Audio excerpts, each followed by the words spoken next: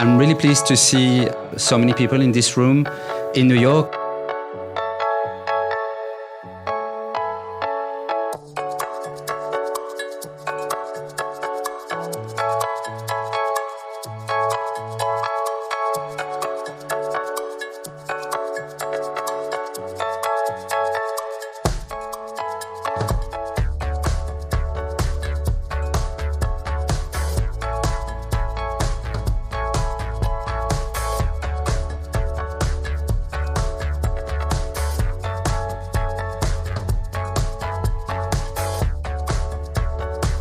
We're here today because the word of the day, and actually the word of the decade perhaps, is collaboration.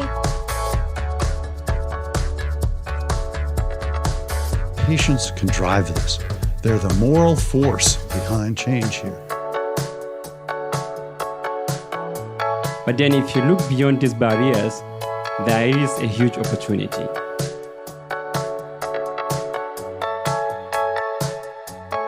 It's really incumbent on us to take what we have and to push them even harder for clinical benefit today.